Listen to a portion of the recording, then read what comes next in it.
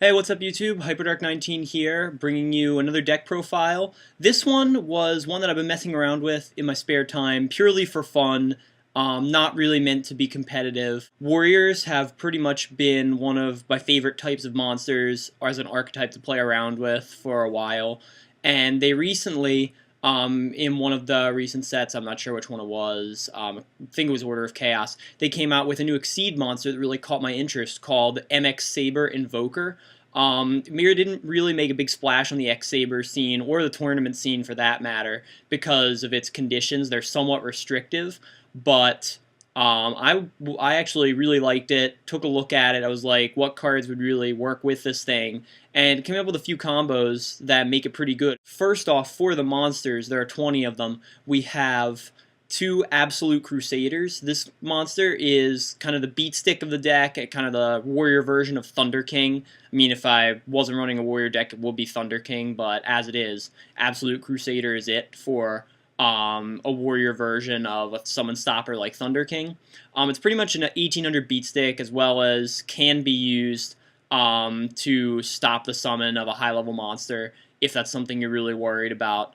The best thing is it's one of those monsters that can be summoned with Invoker. So if you summon that out with Invoker and your opponent tries to Gorz you during your attack, you can tribute Absolute Crusader to stop its ability. And with the new timing rules and priority change, I'm not sure about this, but I don't think your opponent will be able to summon a token after Gorz is killed by Absolute Crusader. Next up, we have 3 copies of DD Assailant, another level 4 Earth for an Invoker target. But yeah, this monster is another anti-meta choice. Banishes the monster that it battles with. It's a pretty decent beat stick at 1700 attack. So just another cool utility monster that I really happen to like. Then we have a mini little TG engine here with 1 Striker, 1 Rush Rhino, and 2 Warwolves. Striker, it's pretty obvious. It's a special summonable special summonable warrior type tuner that is pretty good in a lot of circumstances. And again, it can search either Rush Rhino, who's pretty much just in here as an extra level 4 beat stick to search out Warwolf especially. He can't be summoned by Invoker, but he's just good. 2 copies of TG Warwolf. This card is one of the key cards to summoning Invoker. Can be special summoned when you special summon a level 4 or lower monster. Pretty darn good. Not really much to say about Warwolf other than it's good, and you can use it to summon Invoker. And it combos well with a lot of the other lower level monsters in this deck that can be special summoned, especially by the effective Invoker. So next up, speaking of special summons, we have 3 copies of Marauding Captain. I've always really loved this card. Unfortunately, it's kind of overshadowed by a lot of things in the competitive scene, but I really like it. The best part is, with this deck, if you have the right hand, you can get 3 level 3 monsters out on the field very easily. Ideally, summon Marauding Captain, use its effect to special summon Full Helm Knight, and then special summon Warwolf or something like that. Makes for some pretty good plays. Then we have 3 copies of X-Saber Full Helm Knight, probably one of the best warrior type tuners. Level 3 makes it very versatile. Also, it has the ability to negate an attack only once while it's on the field, which is a big deal. I'm a huge fan of Full Helm Knight, especially in a warrior-based deck like this. Also, he's level 3, so I mean, you could use him to exceed for Invoker if you wanted. So there's that as well. Then next up, we have 1 copy of X-Saber Pashal, also a level 2 tuner. It has a nice little ability of kind of being like a warrior-type Spirit Reaper, other than you do take 1,000 damage during every one of your standby phases, but hopefully it's not going to be around long enough for that to affect you. So it's a good battle stopper in that situation, but not really meant to be used that way. Just pretty much a good card for a warrior deck. 2 copies of probably one of my favorite cards in this deck, Exiled Force. This is one of the key combos with Invoker.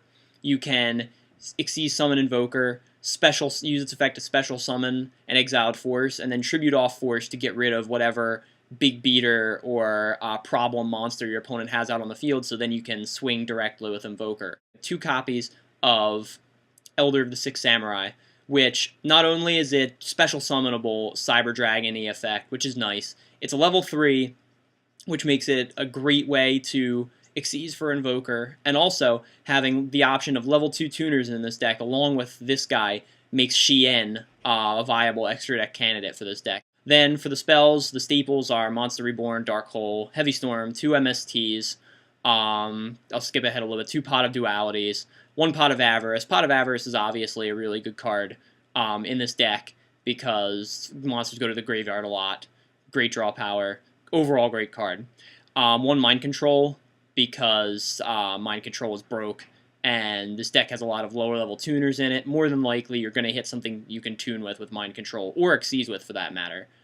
Make an Invoker or a Utopia 10 times easier. So yeah, Mind Control is broke. Not much to say. Then 1 copy, skipping back a little bit, 1 copy of Reinforcements of the Army. Obviously, in a warrior deck, you search stuff. Pretty much anything in the deck is searchable other than Rush Rhino or Warwolf.